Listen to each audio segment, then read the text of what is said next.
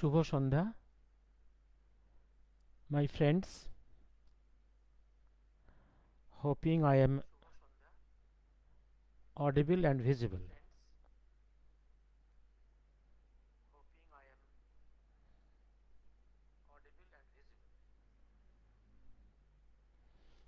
আজকে অনেকগুলো বিষয়ে কথা বলবো। ন্যাচারালি কোনো একটা বিশেষ টপিকে বেশিক্ষণ কনসেন্ট্রেট করতে পারবো না। আপনাদের শুধু আমি লিঙ্কগুলো দিয়ে দেব, নিজেদের মতো করে সেইগুলোর উপরে আরও নিজেরা ভাবার চেষ্টা করবেন বা মেটেরিয়ালস খুঁজে নেবেন মিডিয়া থেকে ফ্যাক্ট ফাইন্ডিং করে। আমি হোপ আই এম অডিবল। কেউ কি দেখছেন? Any signal? ওকে। আজকে অনেকগুলো বিষয় নিয়ে কথা বলবো ভেবেছি। প্রথম যেটা হচ্ছে, একদম বাড়ির কাছ থেকে শুরু করি, আস্তে আস্তে সাউথ এশিয়া এবং গ্লোবাল পিকচারটা নিয়ে একটু কথা বলবো। আচ্ছা, সুপ্রিম কোর্টে যে এসএসসির উপরে, মানে সঞ্চিতা মুনমুন, হ্যাঁ, good evening sir, thank you, যে রেজাল্ট, যে ভার্ডিক্টটা বেরোলো, এই ভার্ডিক্টটা ছাড়া অন্য কোনো পথ ছিল না। সিঙ্গেল বেঞ্চে ক্যালকাটা হাইকোর্টে জাজ বহুবার বলেছে যে আপনারা আপনারা অনেস্ট অ্যাপয়েন্টমেন্টসগুলো, অনেস্ট যেগুলো অনেস্ট লিস্ট এবং করাপ্টেড লিস্টটা সেপারেট করুন। এই দায়িত্বটা গভর্নমেন্ট অফ ওয়েস্ট বেঙ্গলের সংস্থা এসএসসির, এটা কোর্ট করবে না। এবং সেটা তারা বহুবার বলা সত্ত্বেও করেনি। এবং করাপশনের লিস্টটা তো কম নয়, প্রায় 7 to 8,000। তারপর আমাদের ক্যালকাটা হাইকোর্টের ডিভিশন বেঞ্চে গিয়েছে। ডিভিশন বেঞ্চেও যারা একই কথা বারে বারে বলেছে, আপনারা সেপারেট করুন। পশ্চিমবঙ্গ সরকারের এজেন্সিগুলো এটা সেপারেট করেনি, ইচ্ছে করেই করেনি। কারণ জানে যে ওই যে মেজরিটি যে সৎ ক্যান্ডিডেট আছে, ওর সঙ্গে এই ভেজালগুলোকে মিশিয়ে দিয়ে সবগুলোকে অন হিউম্যানিটেরিয়ান গ্রাউন্ড এই দামি দামি উকিলকে দিয়ে আর্গুমেন্ট করিয়ে পাশ করিয়ে নেবে। অনেক ক্ষেত্রে এরকম হয়েছে যে খারাপ জিনিস বেরিয়ে গেছে, অন হিউম্যানিটেরিয়ান গ্রাউন্ড কোর্ট পাশ করে দিয়েছে, কিন্তু সবসময় এটা নাও হতে পারে, এক্ষেত্রে হয়নি। ক্যালকাটা হাইকোর্টের বেঞ্চ থেকেও কিন্তু পুরো লিস্টটাকে ক্যান্সেল করা হয়েছে অন দ্য গ্রাউন্ড যে এত ইম্পিউরিটিস অ্যালাউ করা সম্ভব নয় ইন দ্য এডুকেশন সিস্টেম। তারপর সুপ্রিম কোর্টে গিয়ে প্রচুর ম্যানিপুলেট করে কয়েক বছর কেসটাকে ধামাচাপা দিয়ে রেখেছিল, কিন্তু আলটিমেটলি চিফ জাস্টিসের বেঞ্চে সে একই রায় হয়েছে। তারাও বহুবার অপশান দিয়েছে, আপনারা সেপারেট সেপারেট লিস্ট দিন, honest candidates and dishonest candidates, যারা টাকা দিয়ে যারা লিস্টে ঢুকেছে। সেটাও ওয়েস্ট বেঙ্গল গভর্নমেন্টের এডুকেশন ডিপার্টমেন্ট, এসএসসি, কেউ সেটা হেল্প করেনি সুপ্রিম কোর্টকে। একদম অসহায় হয়ে তাকে এই লিস্টটা ক্যান্সেল করতে হয়েছে। এবং আমি একটা জিনিস বলি, এইটা যে হয়েছে, এই যে সেপারেট করেনি, এই সেপারেট করেনি, এর জন্য মেনলি রেসপন্সিবল, এগুলো mainly responsible CM of Bengal herself. তার অঙ্গুলি হেলনে ওয়েস্ট বেঙ্গলে কোনো পলিটিক্যাল অ্যাক্টিভিটি হয় না, একটা পাতাও নড়ে না। উনি যদি নির্দেশ দিতেন তাহলে ওয়েস্ট বেঙ্গল এসএসসি বোর্ড এটা করে দিত এটা। ঠিক আমি একটা জিনিস বলেছিলাম, যখন আরজিকর মেডিকেল কলেজের ক্যাম্পাসে ডক্টর অভয়ার মার্ডার হলো, রেপ অ্যান্ড মার্ডার, আমি বলেছিলাম যে আমি এটা বলছি না যে এই রেপ অ্যান্ড মার্ডারে ডাইরেক্টলি মুখ্যমন্ত্রী জড়িত, কিন্তু একটা জিনিস পরিষ্কার করে বলছি, এই যে প্রমাণগুলো লোপাট হয়ে গেল, ডেড বডিকে লোপাট করে পুড়িয়ে দেওয়া হলো, এই প্রমাণ লোপাটের পেছনে মুখ্যমন্ত্রী নিজে জড়িত। আমি এই সাবজেক্ট থেকে চলে যাচ্ছি এবার অন্য জায়গাতে।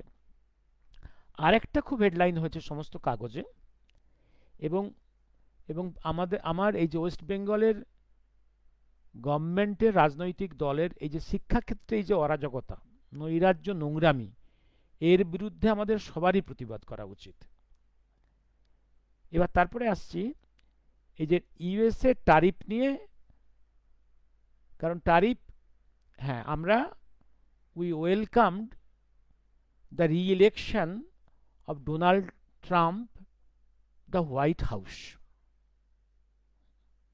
সেটা নিয়ে আমরা কোনো অন্যায় করিনি, কারণ সব ইউএসএ তার নিজের স্বার্থ দেখবে, ইউএসএ বলবে ইউএসএ ফার্স্ট, আমরা ইন্ডিয়ার লোক বলবো আমরা ইন্ডিয়া ফার্স্ট, আমরা আমাদের স্বার্থ দেখব।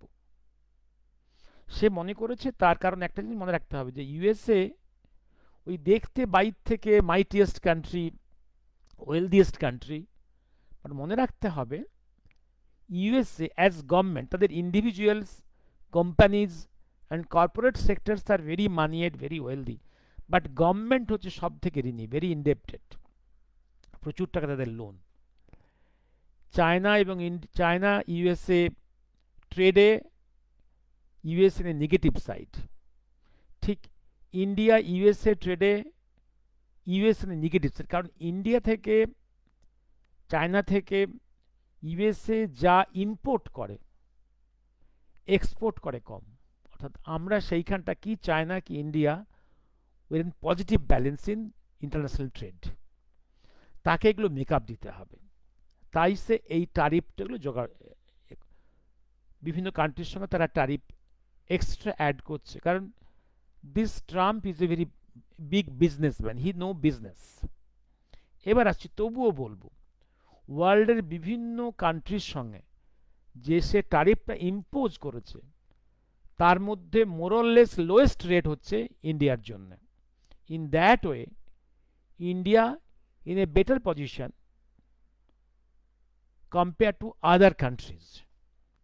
এবার আমার মনে হয় on time, passing of time, আমরা আস্তে আস্তে ইউএসএকেও আস্তে আস্তে কিন্তু একটা জায়গায় চলে আসতে হবে, কারণ ইউএসএও কিন্তু এত strong high rate of tariff রাখলে ওয়ান ডে তার কাছ থেকে কমন ইউরোপ সেও সরে যাবে, Australia, New Zealand, Japan, China, Africa সবাই যদি সরে যায়, the USA will be isolated, and USA White House managers are not that stupid, they have to come to some balance. Isolated হয়ে গোটা পৃথিবীকে রুল করবে এটা হতে পারে না। USA must have some friends all over the globe, তাকে manage করতে হবে এই ট্রেডটাকে। এবার আসছি আমি, but remember USA knows who is his number one enemy। আমি আগেও বলেছি, to USA in military, in world trade, in business, not Russia, not Europe, not India is enemy। আমি 1 ঘন্টা পরে কথা বলবো রে। Not India, not China, not Russia, it is, sorry, not India, not Russia, not Europe, it is China number one enemy. সুতরাং তাকে সে হবে তার ইউএসএ কে তার পলিটিক্স, তার ট্রেড ঠিক করতে হবে। এবার আসছি আমি আরেকটা জিনিস যেটা এসে গেল, Waqf. Waqf bill pass in both the parliament that is lower house and upper house, Lok Sabha রাজ্যসভাতে পাস হয়ে গেছে, তারপরে প্রেসিডেন্টের সই হয়ে গেছে, নোটিফিকেশন গতকাল হয়েছে। Now it is this Waqf amendment bill is a law, is a part of our constitution. এবং এই অ্যামেন্ডমেন্টে কোথাও কিন্তু ওয়াকফ প্রপার্টি কেড়ে নেওয়ার কোনো প্রভিশন নেই। যা Waqf property that will be there. এই জায়গাটাতে এই শিকু মার্কু কঙ্গু কি তৃণমূলীরা মুসলিম ভাই বোনেদের মিথ্যে কথা বোঝাচ্ছে, মিথ্যে কথা বোঝাচ্ছে, দিনের পর দিন মিথ্যা কথা বোঝাচ্ছে। ওয়াকফ প্রপার্টি গভর্নমেন্ট কেড়ে নিচ্ছে না, কেড়ে অন্য কাউকে দিচ্ছে না, নিজেও নিচ্ছে না, শুধু কতগুলো জায়গা সে রেগুলেট করছে। আজও পর্যন্ত ওয়াকফ প্রপার্টি কীভাবে অ্যাডমিনিস্ট্রেট হয় কোনো ট্রান্সপারেন্ট রুল নেই, এবং সেখানে স্টেট গভর্নমেন্টের এবং সেন্ট্রাল গভর্নমেন্টের কোথাও কোনো কন্ট্রোল নেই। It is control by some individuals and gangs. আমি একটা উদাহরণ, একটা কাহিনী বলে আমি এতে আসছি। ওয়াকফ কি অবস্থা, একটা বামেদের সময় ওয়াকফ প্রপার্টি প্রচুর লুট হয়ে গেছে, এবং সেই প্রেক্ষাপটে পি কে সেনগুপ্ত এক সময় ছিলেন, he was in the judiciary. One time he was the registrar of Calcutta High Court.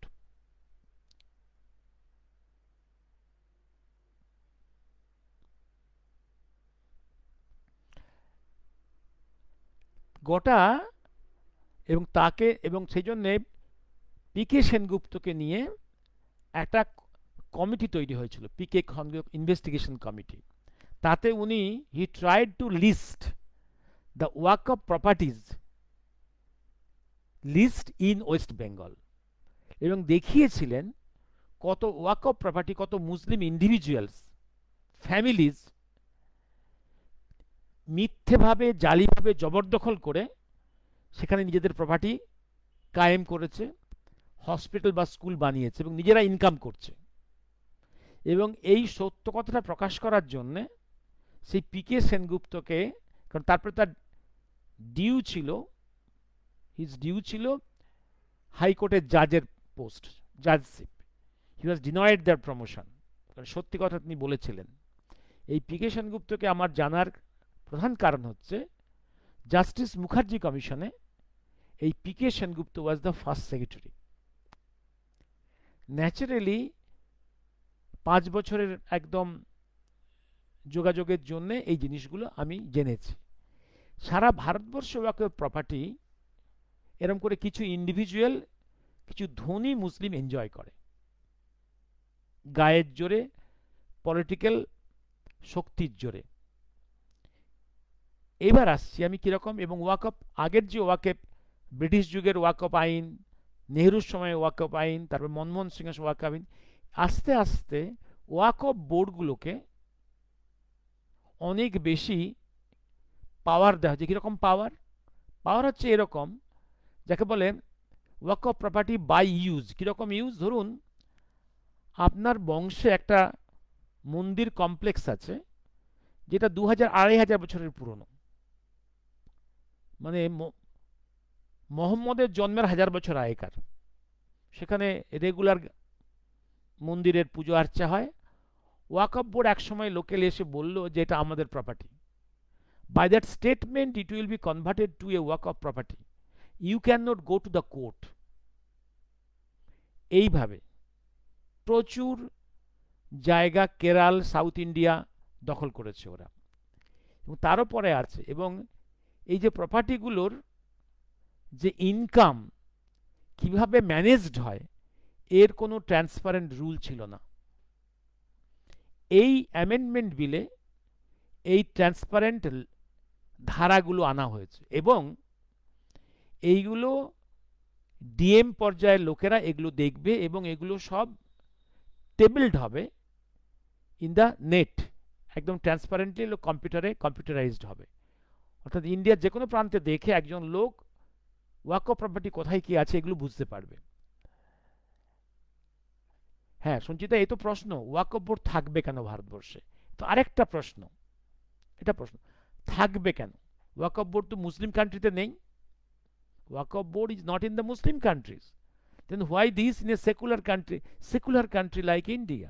থাকবে কেন? তার একটা বড় প্রশ্ন।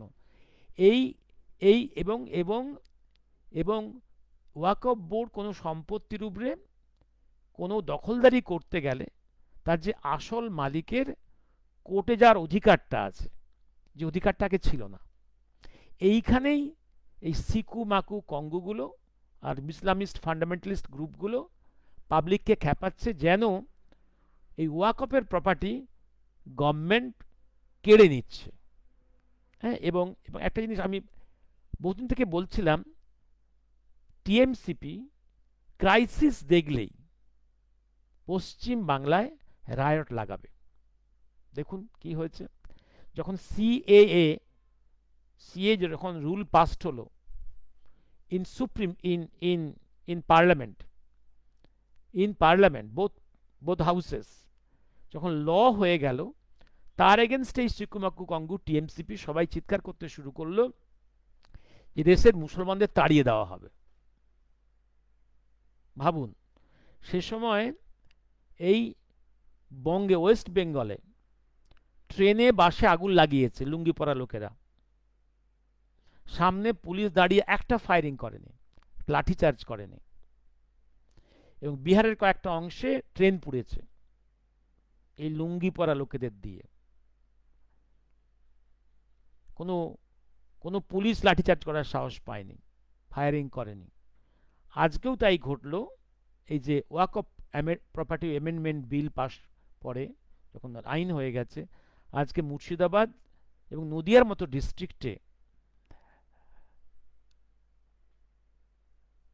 ডিস্ট্রিক্টে আজকে ওরা বিভিন্ন জায়গায় ট্রাকে বাসে আগুন লাগাচ্ছে, রাস্তা অবরোধ করছে, পুলিশ কোনো অ্যাকশন নেয়নি, পুলিশ পালিয়ে যাচ্ছে। অর্থাৎ এইটাকে মিথ্যে কথা জনগণকে বুঝিয়ে, মুসলিম ভাই বোনেদের বুঝিয়ে খেপে উনি রায়ট এবং ক্যাওস তৈরি করার চেষ্টা করছেন, এবং নিজে যে পাপগুলো করেছেন, যে হাজার হাজার লোককে টাকা নিয়ে জালি পোস্টিং দিয়েছেন, মিথ্যে পোস্টিং দিয়েছেন, যখন ধরা পড়ে যাচ্ছেন কোর্টে, সেইখান থেকে পাবলিকের চোখকে সরিয়ে দেওয়ার জন্য উনি এই রায়টগুলো করাচ্ছেন। আচ্ছা, এবার আসছি আমি আরেকটা জায়গায়। এবার এটা ওনার টেকনিক, আমি বহুবার বলেছি, whenever he will be in crisis, he will create riots, chaos, burning, all these things to deviate public ফোকাসকে সরিয়ে দেওয়ার চেষ্টা। এবার আসছি আমি এই রামনবমীর সময় আমি তখন কথা বলতে পারিনি, আমি কয়েকটা মন্তব্য লিখেছিলাম আমার ফেসবুকে। হ্যাঁ দেবজিৎ বাবু, ঠিক কথা, ভারতে খিলাফত সিস্টেম কোনো রিলেভেন্স নেই, সব আচ্ছা 370 it was portrayed in way if you abolish 370 Islam will be taken away from you. What? নেই, সব জিনিসের সাথে রিলিজনকে জুড়ে দিয়েছে সিকু মাকুরা। ইয়েস।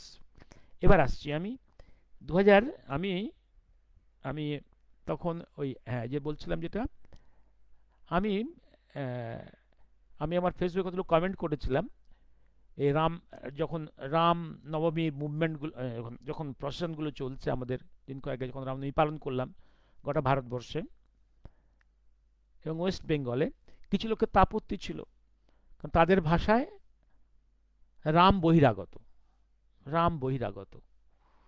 তো দুদিন পরে এরা বলবে রাম বহিরাগত, তাহলে বলবে রামপ্রসাদ বহিরাগত, রামকৃষ্ণ বহিরাগত, রামমোহন বহিরাগত। এ তো মুখে কিছু আটকায় না। আর কি ট্র্যাজেডি, পশ্চিম বাংলার all top bureaucrats in the police system or in civil system, all IAS officers and IPS, all are senior, করে বাংলাও বলতে পারে না, এরা ভালো করে বাংলার কালচারটাও বোঝে না, ফলে অ্যাডমিনিস্ট্রেশনটাকে গোল্লায় পাঠিয়েছে। এরা কেউ বহিরাগত নয়, রাম বহিরাগত। দিস এই যে রুলিং পার্টির মাইন্ডসটা এত পলিউটেড, এত টেরোরিস্ট, এরা বাংলাকে ভারতবর্ষের যে কালচারাল হেমিস্ফিয়ার থেকে আলাদা করে দেখতে চায়, অথচ এদের পছন্দের সেই সমস্ত অবাঙালি আইএস আইপিএস গুলো।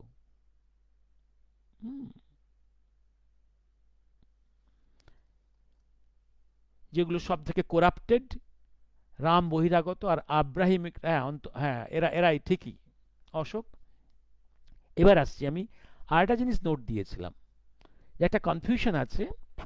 আমার একটা আর্টিকেল ছিল third volume of Netaji Subhas Chandra বিতর্ক তথ্য, যেখানে আমি রাম সেতু নিয়ে কথা বলেছিলাম, আর্টিকেল লিখেছিলাম। কারণ যখন মহাকাল বলছেন আমাদের রাম এবং কৃষ্ণ দুজনে ঐতিহাসিক চরিত্র, এইটা নিয়ে ন্যাচারালি আমি এক জায়গায় বলেছেন তোমাদের যিশুও তো ভারতবর্ষে ছিলেন, কিছু কথা আছে ন্যাচারালি, এইগুলো নিয়ে আমায় কিছু লেখালেখি করতে হয়েছিল, অ্যান্ড কনসাল্টেড মেনি বুকস, সে নিয়ে কিছু লিখেছিলাম সেই বইয়ে। রামচন্দ্র নিয়েও লিখেছিলাম এবং জেসাস নিয়েও লিখেছিলাম, যে একদম, কারণ বিভিন্ন ইতিহাসের বইয়ে জেসাসের প্রেজেন্স ইন ইন্ডিয়া কীভাবে রেকর্ড করা আছে। আমি রাম সেতু নিয়ে লিখেছিলাম যে রাম সেতুটা অরিজিনালি, মনে রাখবেন, যেমন একটা উদাহরণ দিই অশোক, আমাদের ইন্ডিয়া কেন এশিয়ার oldest government medical college Calcutta, যেটা কলেজ স্ট্রিটে। এখানে একটা বিল্ডিং আছে, যে বিল্ডিংটায় আমি দীর্ঘ 16 বছর ছিলাম, যেটা এখন কার্ডিওথেরাপি সার্জারি আছে এখনো। এই বিল্ডিংটা প্রথম তৈরি হয়েছিল 1921 সালে। প্রিন্স অফ ওয়েলস এসছিলেন ভারতবর্ষে, and he inaugurated that building, 4 তলা building, massive building, and that's why this building was called Prince of Wales building এই নামে।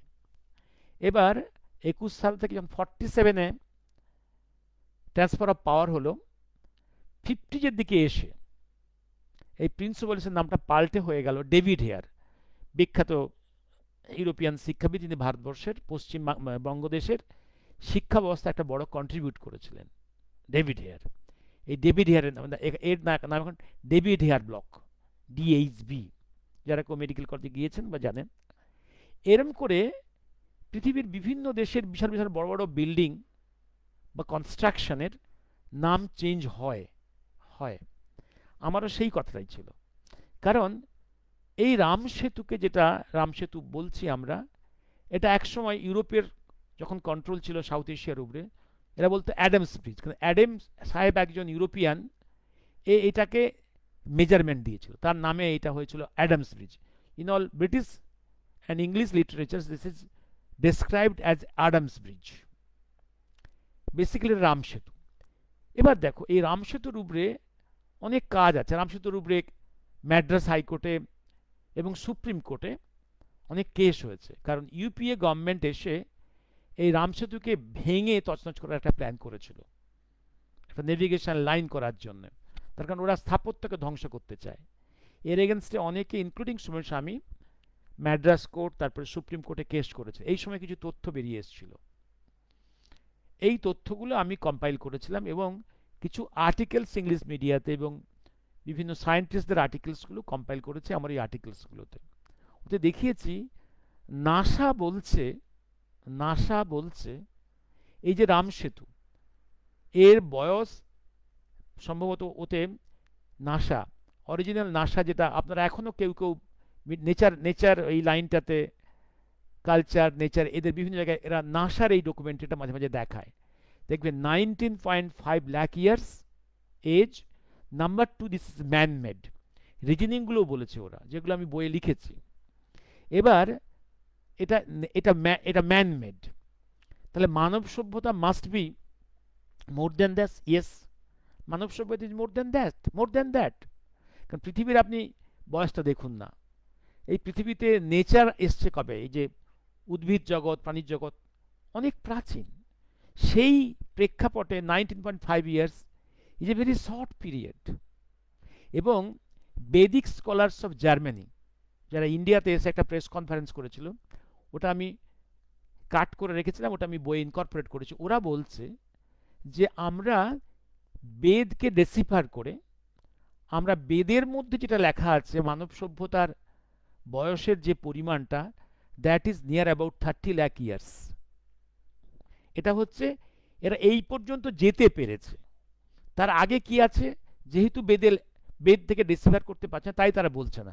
যেমন ধরুন, আমি উদাহরণ দিচ্ছি, যেমন ধরুন আমরা এই যে আমাদের ইন্ডিয়ার ওয়েস্টার্ন কোস্টে যতগুলো জায়গা এক্সকাভেট করেছে, এবং আরব সাগরের তলায়ও, ইনক্লুডিং আমাদের, যেমন ধরো আমাদের, আমরা কি বলছি, এবং হরপ্পা, মহেঞ্জোদারো এবং ওয়েস্ট ইন্ডিয়ার বিভিন্ন জায়গা, সাউথ ইন্ডিয়া, আমরা দেখাচ্ছি যে আমাদের সভ্যতার বয়স আমরা আপ টু 7,500 ইয়ার্স আমরা ট্রেস করতে পারছি। কিন্তু তারও আগে আরও কোথাও, আরও মাটির আরও গভীরে, আরও লেয়ার্সে লেয়ার্সে কোথায় আছে আমরা সেটা হয়তো খুঁড়ে উঠতে পারিনি। যেমন ধরুন ইজিপশিয়ান সভ্যতার যে মেটেরিয়ালসগুলো বেরিয়ে আসছে, ওরা দেখছে ইজিপশিয়ান এই যে কায়রোর বা ইজিপ্টের যে সভ্যতাগুলো যেগুলো খুঁড়ছে, ওটা লেয়ার্স আফটার লেয়ার্স আছে। তার কারণটা কি, মাঝে মাঝেই টাউনশিপটা জলের তলায় চলে গেছে, বন্যায় চলে গেছে, ফলে মানুষ ওখানে মরে গেছে বা সরে গেছে, ওখানে একটা পলির লেয়ার পড়ে গেছে, ধ্বংস হয়ে গেছে। আবার কয়েক দশক পরে মানুষ এসে আবার বাড়িঘর করেছে, আবার কয়েক দশক পরে আবার বন্যায় পড়ে গেছে। এরকম করে ওখানে যত মাটি খুঁড়ছে, they are finding out the artifacts of civilizations layer after layer. আমি আশা করি রাম সেতু নিয়ে যে কথাগুলো বললাম, এবার আমি সেখানেই বক্তব্য রেখেছিলাম যে রাম সেতু ম্যানমেড, ওটা বহু আগে থেকেই আছে। Let me respect the NASA যে জাজমেন্ট, বিভিন্ন সায়েন্টিফিক ডাটা দিয়ে ওরা করেছে, রিমোট সেন্সিং, ওরা রিমোট সেন্সিং, ওরা স্যাটেলাইট থেকে রিমোট সেন্সিং করে একটা এজিং করেছে, ওরা লোকাল কোরালসগুলোকে এক্সামিন করেছে, ওরা এই যে আদমস ব্রিজের স্টোন চিপসগুলো করে এক্সামিন করেছে। এইসব করে করে ওরা একটা মোটামুটি একটা আইডিয়া দিয়েছে। I have no right to disrespect that their conclusions, number one. এবার রাম সেতু, এবার অনেকে প্রশ্ন করেছে রামের, তাহলে রামায়ণের বয়স কত? আমি বলেছি রামায়ণ বর as per different scholars it is different, but মোটামুটি রেঞ্জিং অ্যাবাউট 4, 5, 6,000, কেউ বলছে 7,000 ইয়ার্স ব্যাক, এই রেঞ্জে হোয়াট এভার আমরা ধরে নিচ্ছি দিস ইজ 5,000 ইয়ার্স। রামায়ণের থেকে মহাভারতের এই গ্যাপ কিন্তু 1000 বছর। রামায়ণের অনেক পরে কিন্তু মহাভারত। মনে রাখতে হবে রামায়ণের সময় কিন্তু Bharatvarsha cultivation science is coming, is cultivation science is developing. মহাভারতের সময় cultivation science is already developed. 1000 বছরের গ্যাপ। এবার আসছি আমি, হ্যাঁ, রামের প্রয়োজনে ভাঙাচোরা এই ব্রিজটাকে সে রিপেয়ার করেছিল, তার ইঞ্জিনিয়াররা, তার লোকেরা, তার শ্রীলঙ্কা যাওয়ার জন্য। তাই এটা নাম হয়েছিল রাম সেতুর মতো নাম। সেইটা চলে আসছে আজ কয়েক হাজার বছর ধরে আজ রাম সেতু, যেটা আগে হয়তো অন্য নামে ছিল, যেটা পরবর্তী ইউরোপিয়ানসরা বলেছে অ্যাডামস ব্রিজ। এবার অন্য কেউ রিপেয়ার করে অন্য কিছু নামে দিতে পারে, যেটা আমি বলেছিলাম একটু আগে, প্রিন্স অফ ওয়েলস বিল্ডিং, এখন তার নাম ডিএইচবি, ডেভিড হেয়ার ব্লক। এরকম পৃথিবীতে অনেক কনস্ট্রাকশনের নাম চেঞ্জ হয়েছে। এবার আসছি আমি, আশা করি আমি যাই বলি আমি একটা আর্গুমেন্ট দিতে পেরেছি আপনাদেরকে। মেহেরগড়ের সভ্যতা সঞ্চিতা, হ্যাঁ মেহেরগড়ের সভ্যতা, এটা নিয়েও অনেকগুলো, মেহেরগড় এখানে অনেকগুলো স্তর খুঁজে পাওয়া গেছে, ঠিক রাইট। এই বাংলার সিএম একদিন বাজপেয়ীজির ডিএনএতে ছিলেন, তখন সব ঠিক ছিল। এই বাংলার সিএমই একদিন বাজপেয়ীজির ডিএনএতে ছিলেন, তখন সব ঠিক ছিল। ঠিক আছে, খুবই খারাপ এই জয়দেববাবু, খুবই খারাপ অবস্থা। এবার আমি আসছি, আপনার তো নেটওয়ার্ক সব বন্ধ করে দিয়েছে বোধহয় মুর্শিদাবাদে। এবার আসছি আমি, কয়েকটা, ও কতক্ষণ হলো, আমি আমি এবার let me go to the interest, ও 31, আমি একটু টুকটুক করে আমি আমি একটু বলে চলে যাব। আমি Times of India 7/4 page number 1-এ একটা খবর আছে। খবরটা আপনারা বোধহয় কেউ দেখেছেন। এটা আমার কাছে অন্য গুরুত্ব, কারণ এই কথাটা বহুবার ধরে বলে আসছি। একজন একজন কার্ডিয়াক সার্জন, যে ইন্ডিয়াতে, সাউথ ইন্ডিয়াতে, মধ্যপ্রদেশে কয়েক দশক ধরে হার্ট সার্জারি করে যাচ্ছে। মিশনারিজরা নিয়ে এসছে তাকে, মিশনারিজরা নিয়ে এসছে, হার্ট সার্জারি করছে। ঘটনাক্রমে দেখা যাচ্ছে লাস্ট লাস্ট ঘটনা হচ্ছে কয়েকটা কার্ডিয়াক সার্জারি পেশেন্টস পরপর মরেছে, তখন সবার চোখ খুলেছে, চোখ খোলার পরে তাকে ধরেছে, দেখা গেল লোকটা ফেক। লোকটার লোকটা এসছে একটা ইংরেজ নামে, the suspect believe to be a Narendra Vikramaditya Yadav, allegedly posted as doctor N John came from UK. UK থেকে এই লোকটা এক ব্রিটিশ নাম নিয়ে ভারতবর্ষে এসে মিশনারি হসপিটালগুলোকে হার্ট সার্জারি করে যাচ্ছে। পরপর পেশেন্ট মারা যাওয়ার পরে লোকের চোখ খুলেছে, ধরা পড়েছে, and he has been brought by missionaries, heart surgery হচ্ছে। This is our country. এবং আমি বহুবার বলেছি আপনাদেরকে, এই যে বিভিন্ন সময় বিভিন্ন সকল এনজিওর ক্লাবরা বেঙ্গল বিভিন্ন স্কুলে মাঠে আই ক্যাম্প করে চোখের ছানি অপারেশনের, এবং লোক অনেক অন্ধ হয়ে যায়, তারপর কে ক্রিমিনাল ধরা যায় না আর। এবং how the local governments are allowing this when we have got plenty of spaces in our government hospital setups, this can be done there.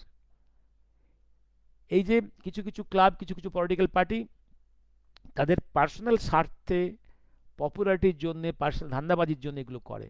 মনে রাখবেন, একটা ওয়ার্ল্ড ফোরাম এগেনস্ট ব্লাইন্ডনেস, একটা ওয়ার্ল্ড ফোরাম আছে যারা কোটি কোটি টাকা ডোনেট করে এই cataract অপারেশনের জন্য। এইগুলোকে চুরিচামারি করার জন্য এই ক্যাম্পগুলো করা হয়। হ্যাঁ, এবার আমি আসছি, মনে আছে কিছুদিন আগে, মনে আছে সেই সম্ভবত ছত্তিশগড় বা মধ্যপ্রদেশে একটা আই ক্যাম্প হয়েছিল, তারপর ওষুধ খেয়ে অনেক পেশেন্ট মারা গেল পরপর, কিছু লোকের চোখ নষ্ট হলো। একটা সিপ্রান ট্যাবলেট দেখা গেল, সেটা সিপ্রানের মধ্যে পয়জন ছিল। মানে একটা একটা একজন একটা কেমিক্যাল ফ্যাক্টরির মালিকের একদিকে ছিল পয়জন তৈরির কারখানা, তার পাশে ছিল সিপ্রান মেডিসিন, এই যে ভাইটাল মেডিসিন তৈরির কারখানা। এখানে ওই পয়জন তৈরির কারখানা থেকে কিছু মলিকুলস যদি ঢুকে যায়, তাই হয়েছিল। This was tested and this Cipran tablets was found to contain that poisons. So irregular we are, এবং মানে everything is going haphazardly, no scrutiny anywhere. এবার আসছি আমি, পরপর বাংলাদেশ এই যে স্টেটসম্যানসে, হ্যাঁ স্টেটসম্যানসে 7 তারিখ আর তার আগের দিন মধ্যে 6 তারিখ, পরপর দুদিন বার্থ অফ বাংলাদেশ উপরে একজন মানুষ দুটো আর্টিকেল লিখেছেন। দেখলাম তার সাহস হয়নি এই কথাগুলো বলবার, যে মুজিবুর রহমানের কাছে সুযোগ ছিল বাংলাদেশ থেকে বেরিয়ে যাওয়ার। তার সমস্ত অনুগামীরা বেরিয়ে গিয়ে ত্রিপুরা, আসাম, ওয়েস্ট বেঙ্গল সীমান্তে ইন্ডিয়াতে শেল্টার নিয়েছিল। তার সত্যিকারের যদি ফ্রিডম মুভমেন্ট করার ইচ্ছে থাকতো, জেনুইনলি, তিনি সারেন্ডার করতেন না। Number one. নাম্বার টু, অনেক প্রশ্ন আছে, অনেক প্রশ্নগুলো করেছি। নাম্বার টু, যখন তাকে লন্ডন থেকে আনানো হলো, তারপরে তিনি কি করেছিলেন? যারা সত্যিকারের ফ্রিডম মুভমেন্ট করেছিলেন তাদের প্রত্যেককে গভর্নমেন্ট থেকে তাড়িয়ে দিয়েছিলেন, এবং ওই ৭১,০০০ যে পাক সোলজার্সরা বন্দী হয়েছিল, যারা প্রায় ৪০ লক্ষ বাঙালিকে, মেজরিটি হিন্দুকে রেপ করেছিল, খুন করেছিল, তাদের কোনো ট্রাই করতে দেননি। ইন্দিরা গান্ধীও করেননি। তাদেরকে ফ্রিলি অ্যালাউ করেছিলেন, রিলিজ করেছিলেন, এবং কয়েক মাসের মাইনে ইন্দিরা গান্ধী দিয়ে দিয়েছিলেন ওই যতদিন জেলে ছিলেন। একদম ভাত কাপড় পরিয়ে, জামাই আদর করে পাকিস্তানে ফেরত দিয়েছিলেন। অথচ আমাদের 23,000 সোলজারকে আমরা বার্গেনিং করে ফিরে আনিনি। আমরা পক নিয়ে কোনো বার্গেনিং করিনি। This is not a good statesmanship. এবং এই মুজিবুর রহমান কয়েক মাসের মধ্যে ভুট্টোর সঙ্গে পাকিস্তানে গিয়ে কোলাকুলি করেছিল যে ভুট্টো এত বড় হত্যাকাণ্ডের জন্য কখনো ক্ষমা চায়নি। মূলত মুজিব ছিল ইসলামিস্ট, এগুলো অনেক আলোচনা করেছি আমি। এবং এবং এটাও there is reasons to suspect that মুজিবের সঙ্গে পাক আর্মির একটা গোপন বোঝাপড়া হয়েছিল। সেটা হচ্ছিল এই, সিলেক্টিভলি হিন্দু খুন করলে ওপার বাংলায় হিন্দুদের সংখ্যা যদি পার্সেন্টেজ কমিয়ে দেওয়া যায়, তাহলে ওপার বাংলার পলিটিক্সকে will be easy to tackle in future. That was the sacred understanding of Mujibur Rahman with the Pak government. এবং এই যে পশ্চিম, আমি বহুবার বলেছি, মুজিবুর রহমানের ক্যারেক্টার এবং মোহনদাস করমচাঁদের ক্যারেক্টার সেম। দুজনেই সেক্রেটলি নোংরামি করেছেন। মোহনদাস গান্ধীও হিন্দু খুন করিয়েছেন, সেই 1920s খিলাফত মুভমেন্ট দিয়ে শুরু করে মুজিবও করিয়েছেন। আর মুজিব তো 1946 ব্রিটিশ ডিরেক্ট অ্যাকশনের সময় নিজে হাতে কলকাতার বুকে হিন্দু খুন করেছেন।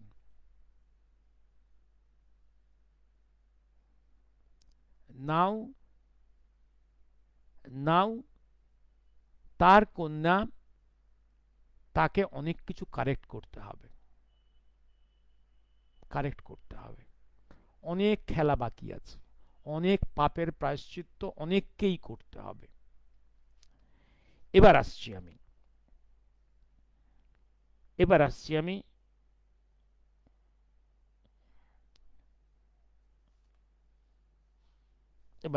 আমি আরেকটা জায়গাতে, আরেকটা যাচ্ছি আমি এবার। Let me come to the national perspective and international perspective. 39 minutes হয়ে গেছে। এবার আসছি আমি, কাম টু দ্য পিকচার। একদম চোখটাকে বড় করে চারধারে তাকিয়ে নিন।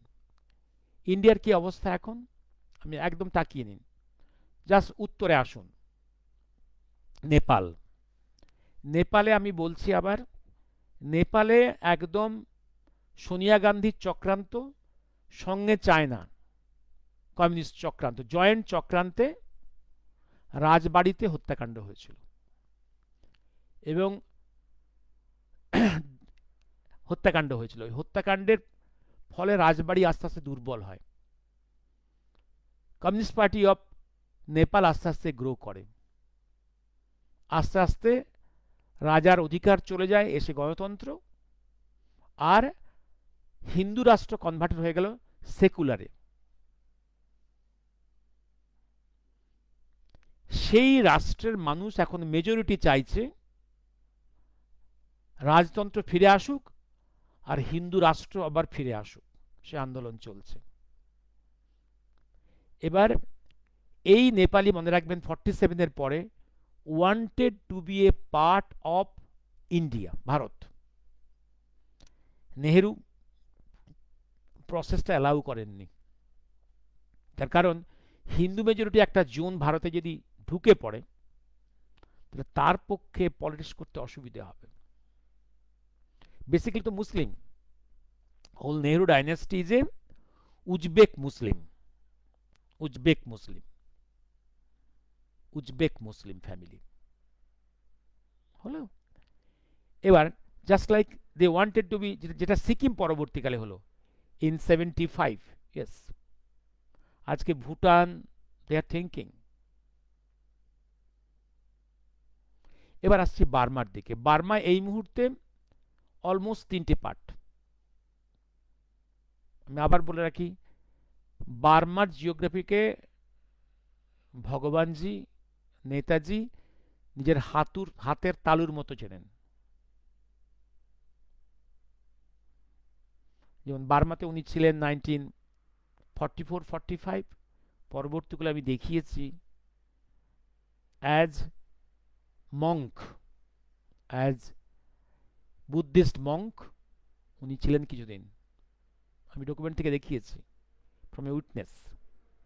এবার আসুন, একটা হচ্ছে মিলিটারি জান্টার কন্ট্রোলে একটা পার্ট, ওই রেঙ্গুন এরিয়া, ইয়াঙ্গন এরিয়া,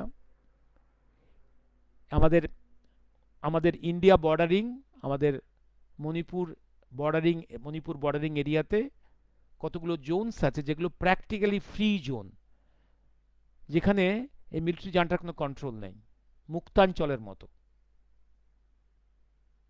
তাদের কিছু কিছু অংশ they are thinking to join with India.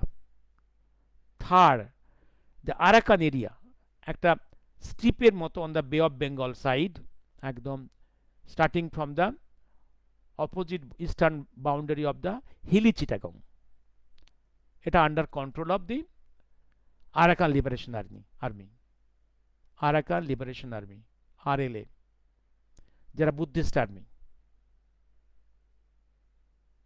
দাঁড়িয়ে গেল, এবং কে কোন দিকে অ্যালাইন করবে এটা দেখার। বাংলাদেশে already practically two governments are running. One government official, তার prime minister in exile who has never resigned, এবং তার এক্সিসে বসে আছে president himself in the president house and army chief, যে এই মুহূর্তে রাশিয়া ভিজিট করে চলে গেল একটা অন্য কান্ট্রিতে, ইউরোপে। আর Yunus backed by Pakistan, Turkey and some European countries and deep state of USA, যেটাকে ট্রাম্প একদম পছন্দ করছে না, and maybe চায়না। এই যে এইখানে এই খেলাটা কোন দিকে টার্ন নেবে, কোন দিকে ঘুরবে জানি না। But Pakistan itself, come to Pakistan, Sri Lanka went out of our hands, but last time BRIMSTEC meet মোদিজি করলেন ইন ব্যাংকক, যেটা সাউথ এশিয়ার একটা trade forum. There he has shown his dominance of this country, BRIMSTEC, যেখানে ভদ্রতার খাতিরে ওই ভিকির মতো দাঁড়িয়েছিল ওই ইউনুসটা দেখা করেছেন। এতে আমরা অনেকে বিরক্ত হয়েছি, কিন্তু ভারতীয়রা খুব ভদ্র, এটা কাটেসি, একটা লোক he is begging for a meet, okay meeting করেছে, অসুবিধা কিছু নেই। তাকে কিছু কথা বলা হয়েছে এবং তাকে প্রশ্ন করা হয়েছিল যে আপনি চীনে গিয়ে এই যে কথাটা বলে আসছেন যে ইন্ডিয়ার 7 সিস্টার্স ইজ ল্যান্ডলকড, আপনি কি মিন করতে চাইছেন, এবং বে অফ বেঙ্গলের উপরে আপনার কন্ট্রোল, আপনি এটা বলে কি মিন করতে চেয়েছেন। তারপরেই গতকালের ঘোষণা, Indian land Bangladesh will not be allowed to use for international trade, অর্থাৎ ভুটান এবং নেপালের সঙ্গে তার যা ট্রেড বন্ধ করা হবে। পাকিস্তানের সঙ্গে তার যে এই যে এয়ার স্পেস, এটা সে এত আর ফ্রিলি সে ইউজ করতে পারবে না। হলো, এবার তারপরে যদি ট্রেড স্যাংশনটা হয়ে যায়, দেখা যাক নেক্সট স্টেপটা কি হয়। And Pakistan itself, Pakistan is on the verge of fragmentation. Tomorrow or day after tomorrow, the Balochistan, the 40% land of Pakistan will go out from Pakistan. কিচ্ছু করার নেই পাকিস্তানের। এবং north West frontier Province of Pakistan, which was not anatomically originally part of Afghanistan, that will go out. কয়েকটা আর POC, Indiaর officially part, we will conquer that. It is our part. Pakistan will be pulverized, a bankrupt nation. হ্যাঁ, তুর্কি পাকিস্তানকে বাংলাদেশকে এখন তোল্লা দিচ্ছে। তুর্কি ভাবছে যে ওয়ার্ল্ডে ইজিপ্ট তো আর মুসলিম ওয়ার্ল্ডকে ডমিনেট করতে পারবে না। Egypt will never be, in future will not be the khilafat of the Muslim world. খিলাফত, এই যে খিলাফত কি জিনিস? মুসলিম ওয়ার্ল্ডের যে top most ruler, political and religious, তাকে খিলাফত বলা হয়। এই খিলাফত সিস্টেম ব্রিটিশ ফার্স্ট গেট ওয়ারের পরে ডিমোলিশ করে দিয়েছিল। এই খিলাফত একসময় ছিল ইজিপ্টে, একসময় ইরানে, একসময় ইরাকে, একসময় ছিল তুর্কির তুর্কির একটা অংশ, যেটা ওল্ড ক্যাপিটাল অফ তুর্কি, নামটা কি ভুলে গেলাম, যেটা একদম কোস্ট সাইডে, ওটা এখন বর্তমান তো নিউ ক্যাপিটাল, সেইটা সেটা ছিল Istanbul. Istanbul was once the headquarter of khilafat. যে খিলাফত ডিমোলিশ করার পরে গান্ধীজির একদম চোখের জলে ভেসে গেলেন, ভারতবর্ষে খিলাফত মুভমেন্ট শুরু করে দিলেন। খিলাফত movement in India Gandhi created তার পলিটিক্যাল মাইলেজের জন্য, ব্যক্তি স্বার্থে, ব্যক্তি স্বার্থে, ব্যক্তি স্বার্থে ইসলামিক ফান্ডামেন্টালস তৈরি করে নিজের ম্যান পাওয়ারটা বাড়ালেন, মাসেল পাওয়ারটা বাড়ালেন। হ্যাঁ, all the topics are beautifully explaining. Yes, নাম এইবার আসুন আপনি, এখন এখন অলরেডি ইরাকের সেই ইচ্ছে দুমড়ে গেছে, ইরান ইজ স্ট্র্যাঙ্গুলেটেড, ইজিপ্টের স্বপ্ন এখন স্বপ্ন দেখার সেই সাহস আত্মার নেই। এখন তুর্কি Erdogan wants to be a new খিলাফত khalif of the world, Muslim world, pan ইসলামের খালিফ হতে চায়। দেখা ইস্তাম্বুল, ইয়েস, দেখা যাক। তাই সে এখন trying to pamper Pakistan, Bangladesh, কারণ বাংলাদেশটাকে যদি ইসলামিস্ট আরও ফান্ডিং করা যায়, আরও টেরোরিস্ট তৈরি করা যায়।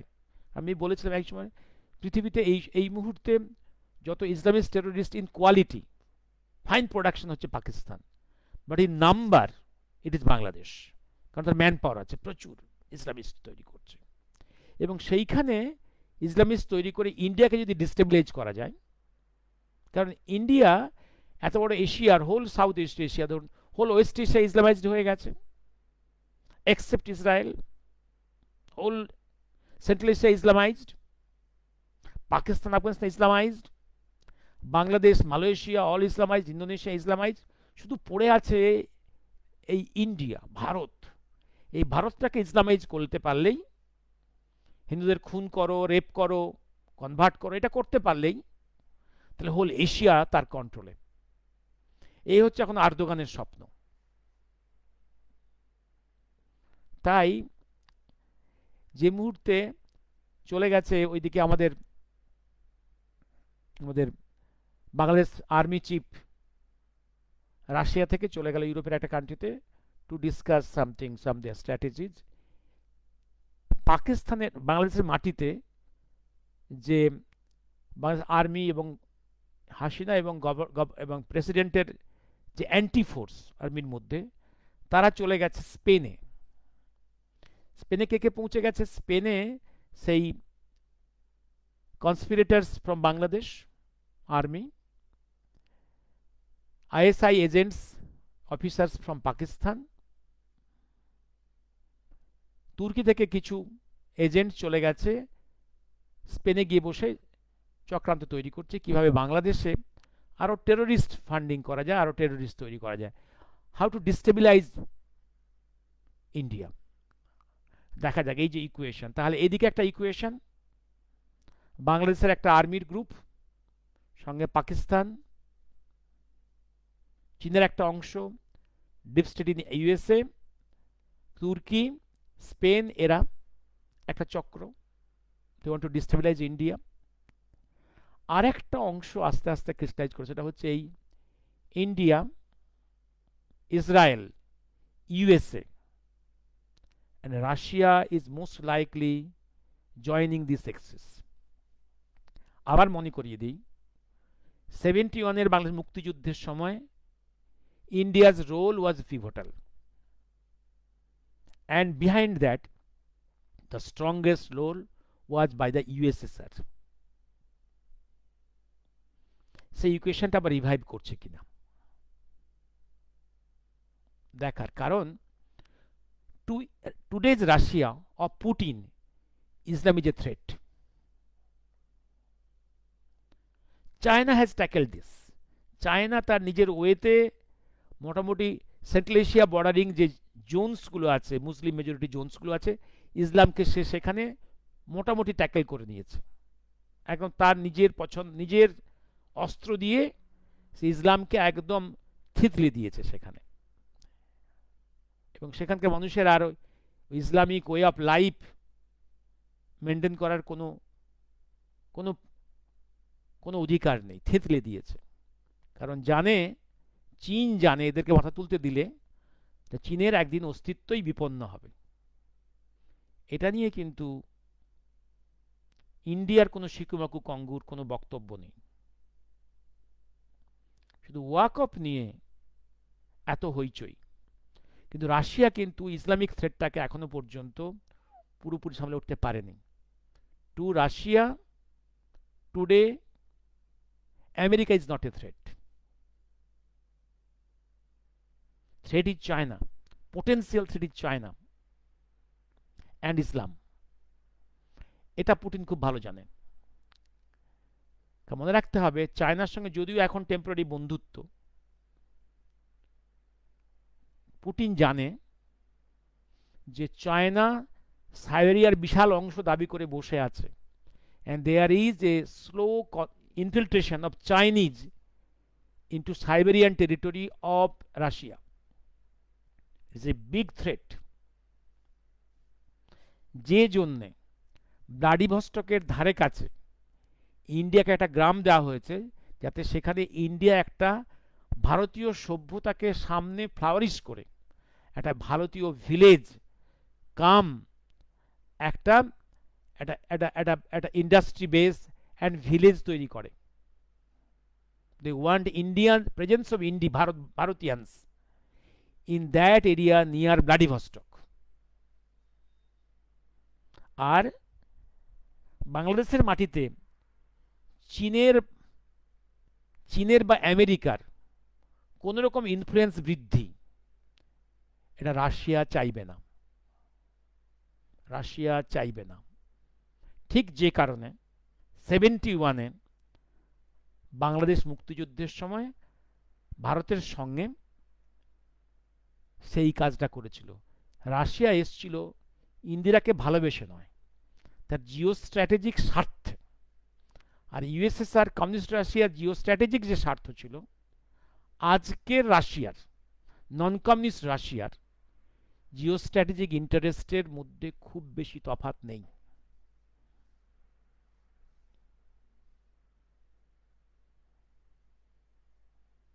Let us see what happens tomorrow. Nayanika Mukherjee, America ও চীনের ট্যারিফ ওয়ার আন্তর্জাতিক প্রভাব নিয়ে একদিন আলোচনা করবেন স্যার। ওকে। সুকান্ত দা কি বলছে? Rameswaram to Sri Lanka is only 25 kilometer. Yes, সেতু is still visible. Yes. মঙ্গোলিয়ার মাইন্সগুলো তো রাশিয়া আর চীনের বিবাদের কারণ। Yes. Yes. Yes. Yes. Mines. Full of mines are there, Mongolia. এই মঙ্গোলিয়া নিয়ে যুদ্ধ হয়েছিল চীন রাশিয়ার মধ্যে 1964. Yes. There was a war between Russia and China over this Mongolia. Then it was divided into two, inner Mongolia, outer Mongolia. Outer Mongolia was made independent, inner Mongolia into the China, and it is presumed that it is Mohakal who settled that dispute, because in that situation a war between two countries in Asia will embolden USA, which is against the interest of Mohakal. Dipankar, ভারতের মুসলিমরা একটা dangerous burden, যারা ভারতকে Islamise করতে চায়। কিভাবে এই মুসলিম population এর থেকে মুক্তি পেয়ে হিন্দু রাষ্ট্র করা যায়? আরেকবার ভারত ভাগ হবে কি? এইবার দীপঙ্কর বাবু একটা জিনিস বলি আমি, এই সম্ভাবনাটা খুব স্ট্রং ছিল ইউপিএ পিরিয়ডে, ইন্দিরার পিরিয়ডে, তার আগে, কারণ those are the forces were encouraging Islamization. But এই প্রথম, আমি বহুবার বলেছি যে ভারতবর্ষে এই প্রথম একটা ফোর্সেস, যেটা গত 150 বছরে এই ফোর্স রাইজ করেনি।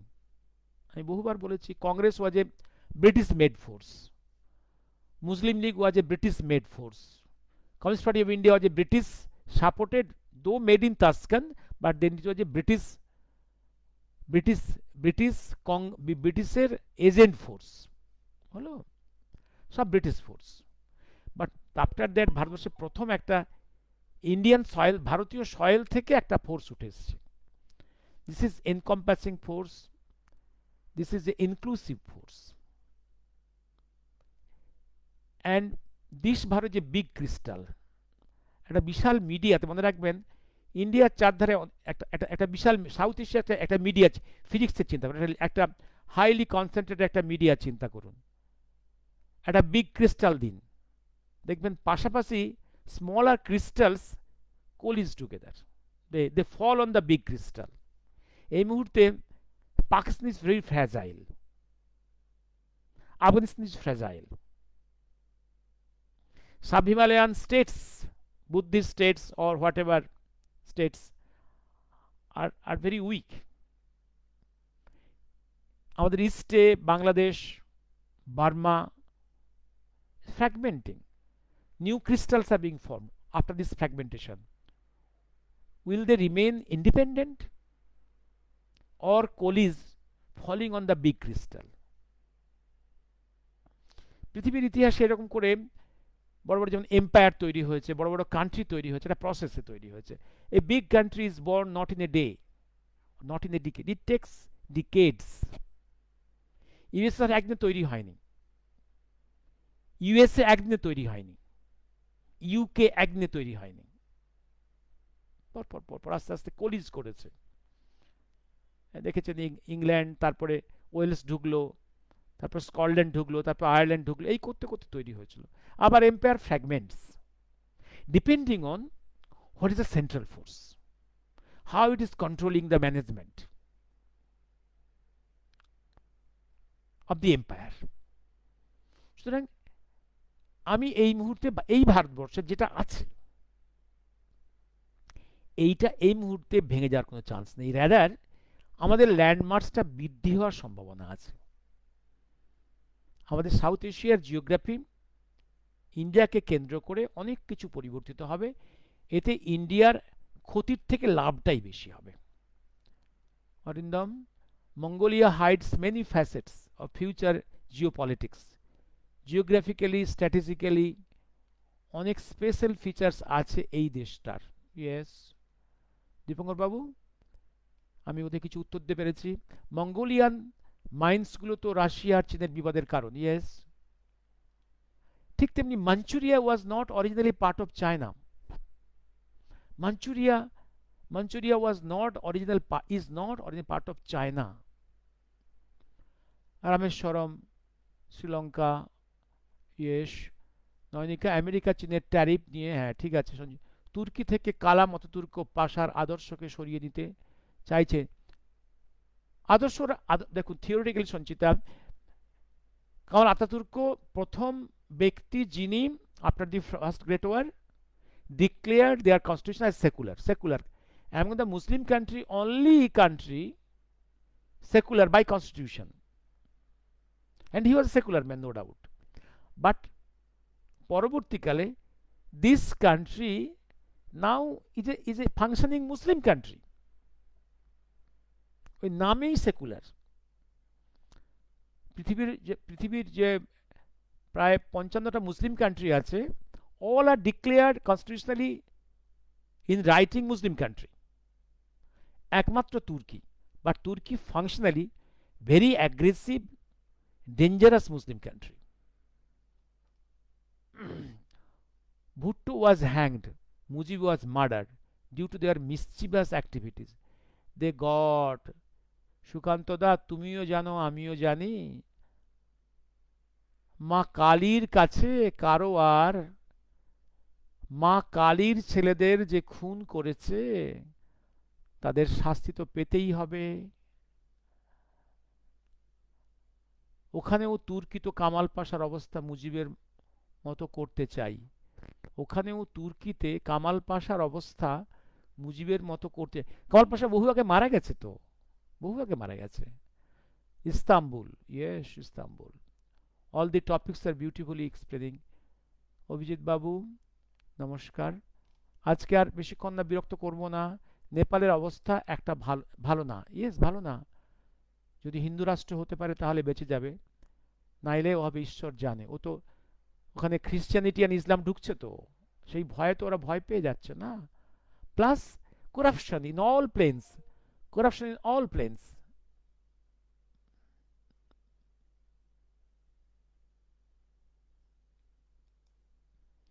In all planes. গান্ধী আর মুজিব এক ক্যারেক্টার, এক ক্যারেক্টার। ওদের অনেক রূপ, বিভিন্ন ওদের অনেক রূপ ওদের। মেহেরগড়ের সভ্যতা, সঞ্চিতা। বাংলার সিএম একদিন বাজপেয়ীজির ডিএনএ, ইয়েস। শুভ সন্ধ্যা। আমাদের মুর্শিদাবাদ। সঞ্চিতা একটা জিনিস বলে রাখি, ইতিহাসের চরিত্র আছে। এই যে সুরাবর্দী, যে সুরাবর্দীর সময় ডিরেক্ট অ্যাকশনে এত হিন্দু খুন হলো, ভাবলে অবাক হয়ে যাবে। এই সুরাবর্দী ছিলেন একসময় সুভাষ বোসের ভীষণ লয়েল, ভীষণ লয়েল, ভীষণ লয়েল। এই যে জিন্না, জিন্না চিন্তা করে দেখো, জিন্নার প্রথম জীবনটা in central assembly, so positive, so positive, so secular, so creative. সিচুয়েশনে পড়ে করে পাল্টে গেল জিনিসগুলো। এবং অনেক ক্ষেত্রে মনে রেখো, এই হিন্দু নামধারী, হিন্দু বেশধারী কিছু ব্রিটিশ এজেন্ট কিছু ভালো মানুষকে নষ্ট করেছে। আমি আবার কথাটা একটা সেন্টেন্স শেষ করি। হিন্দু নামধারী, হিন্দু বেশধারী, মুখে হিন্দুর ভালো কথা, এই লোকগুলোর নোংরামির জন্য, বেসিক্যালি এগুলো ব্রিটিশ এজেন্ট ছিল। এইগুলো কিছু লোককে মুসলিম লীগে যেতে বাধ্য করেছে।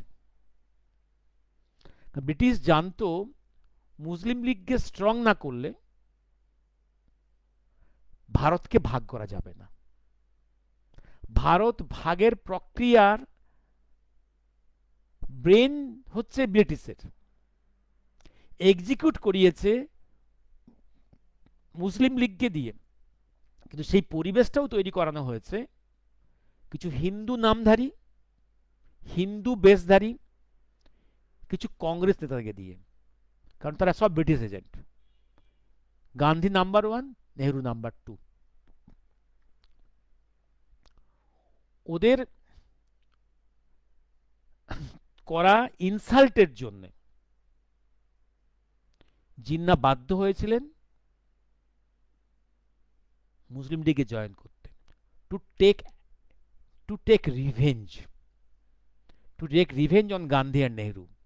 বাট দুর্ভাগ্য, আমি একটা কথা বারে বারে বলেছি, দুটো ব্যক্তির উপর রিভেঞ্জ নিতে গিয়ে এই মানুষটা যে এক্সট্রিম লেভেলে চলে গেল, হাতে কোটি কোটি মানুষের ক্ষতি হলো। না জিন্নার নিজের ভালো হয়েছে, তিনি বুঝতে পেরেছিলেন, না মুসলিমদের ভালো হয়েছে, না হিন্দুদের ভালো হয়েছে। এটা জীবনের শেষ অবস্থায় তিনি ভালো করে বুঝতে পেরেছিলেন। মহাকাল একটা জায়গায় বলেছেন, মুসলিম লীগের আসল স্রষ্টা তো এইগুলো, এই কংগ্রেসের এই হিন্দু নামধারী, হিন্দু বেশধারী, এই হিন্দু কংগ্রেস নেতাগুলোই হচ্ছে মুসলিম লীগের আসল স্রষ্টা।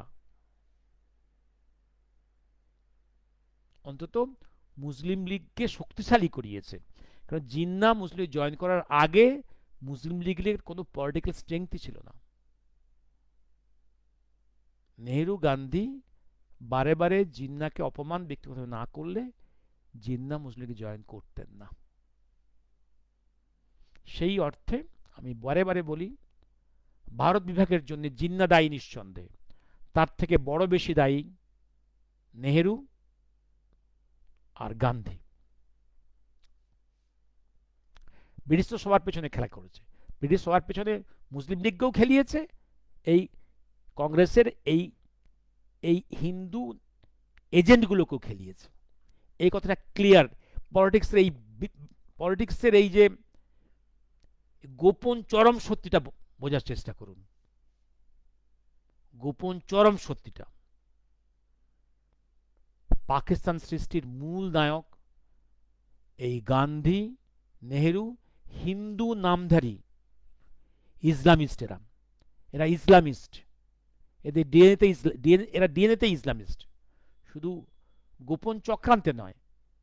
বলেছি নেহেরু উজবেক মুসলিম ফ্যামিলির লোক, গান্ধীর প্যাট একদম একদম ডিএনএ জন্মসূত্রে মুসলিম। His birth data is very mysterious.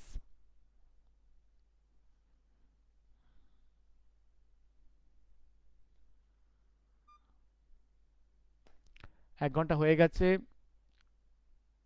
নিরঞ্জন বাবু, নিরঞ্জন দত্ত, আজকে রাখি। শুভরাত্রি।